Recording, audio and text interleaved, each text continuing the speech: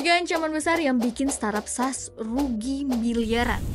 Tantangan utama yang sering dihadapi bisnis baru yang udah pernah aku kerjain adalah tingkat konversi yang rendah banget. Ini contoh klasik sih yang aku namain ember bocor, dimana sebagian besar traffic malah berakhir ke kompetitor lain, kompetitor mereka gitu. Ya, kasihan deh.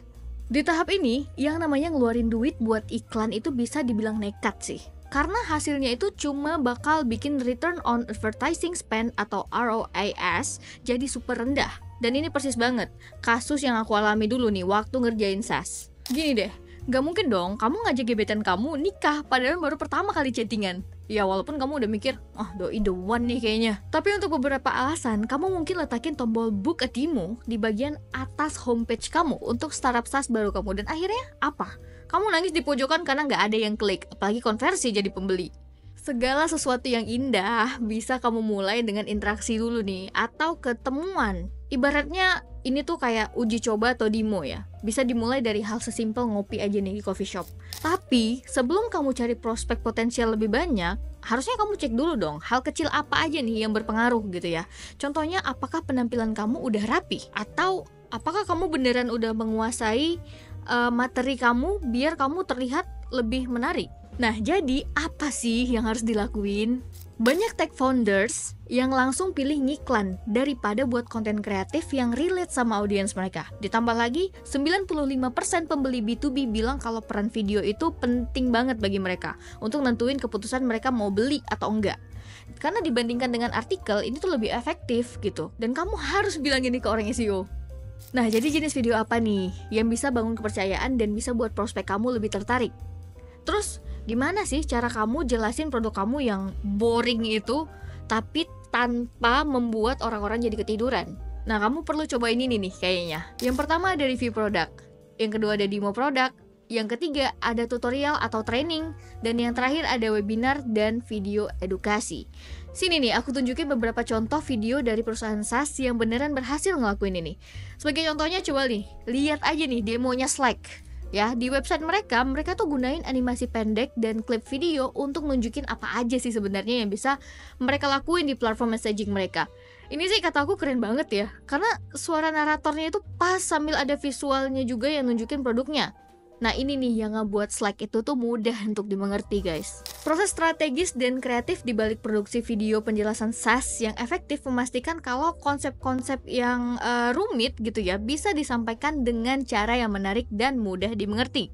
Nah, untuk video edukasi nih, aku punya contoh lain lagi dari Figma. Misalnya ya, mereka ini pakai platform Instagram dan YouTube Short. Banyak banget deh tutorial video mengenai Figma yang dibuat dengan format vertikal.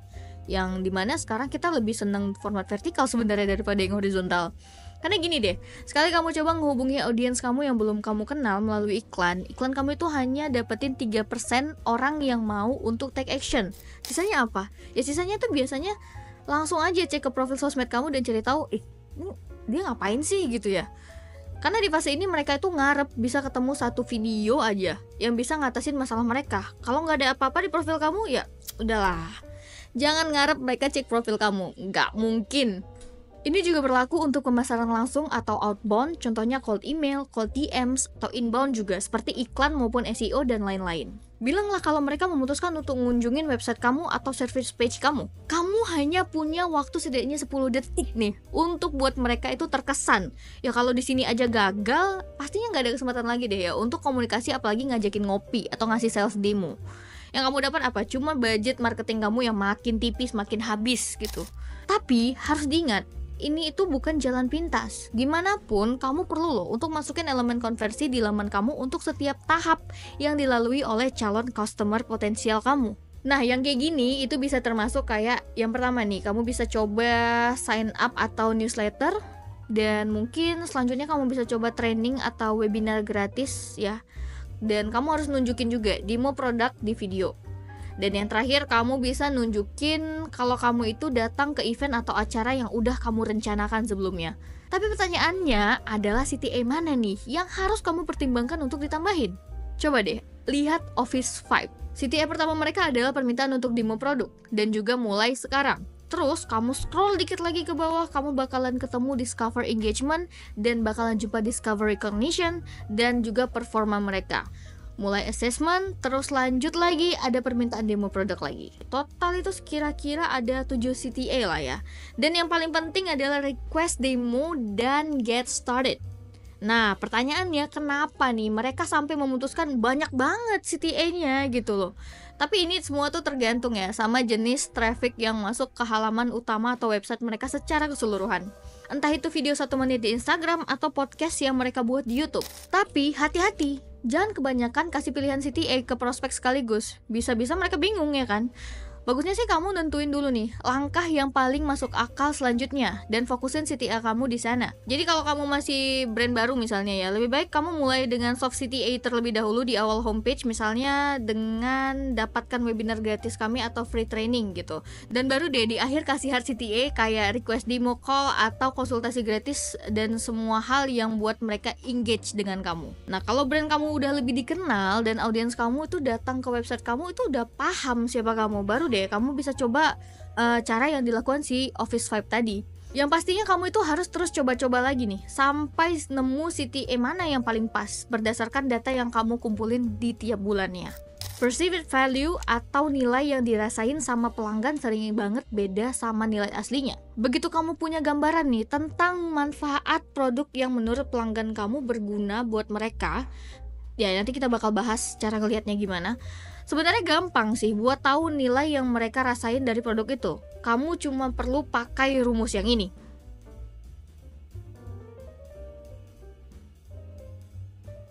Berbagai kelompok pelanggan bakal ngelihat nilai di sebuah produk juga dengan cara yang berbeda-beda pastinya ya. Singkatnya ya, jangan coba jualan burger ke orang vegan gitu ya.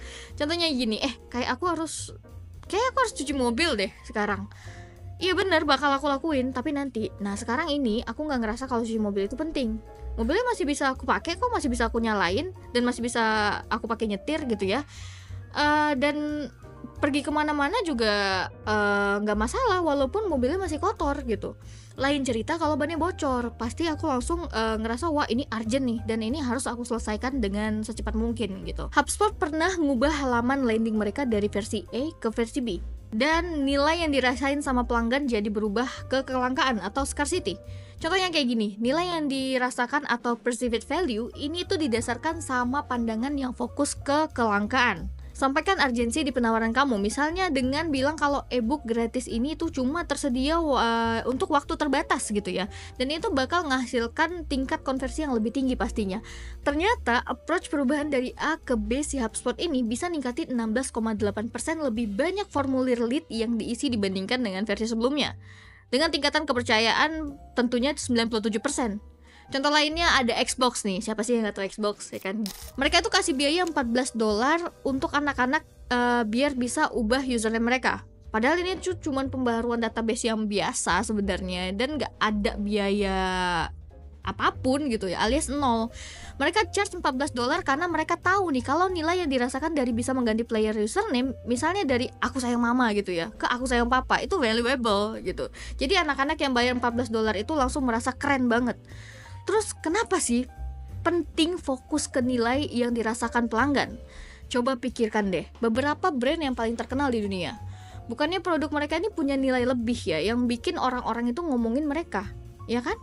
Nah ini juga berlaku untuk brand fashion mewah kayak Gucci dan perusahaan teknologi kayak Apple.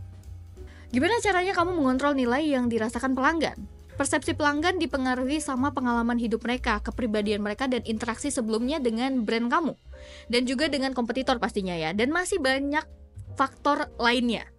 Dan ini tuh sifatnya personal banget. Karena beauty is in the eye of the beholder. Atau ya dengan kata lain, apa yang dianggap biasa untuk orang-orang ya bisa jadi berharga banget nih untuk seseorang gitu ya. Apa yang satu orang itu bilang mahal, mungkin buat yang lain itu merupakan pilihan yang pintar. Ditambah lagi, cara kamu nampilin produk itu harus sesuai juga dong dengan persepsi, asumsi, dan aspirasi target audiens kamu. Ini tuh berarti kamu perlu memahami respon positif mereka, respon negatif mereka, dan siapa sih yang mereka idolakan gitu ya, dan siapa yang mereka percayai. Nah itu dia tadi, 3 ancaman besar yang bikin startup SaaS pemula rugi miliaran. Thanks for watching dan jangan lupa subscribe untuk tips atau info menarik lainnya.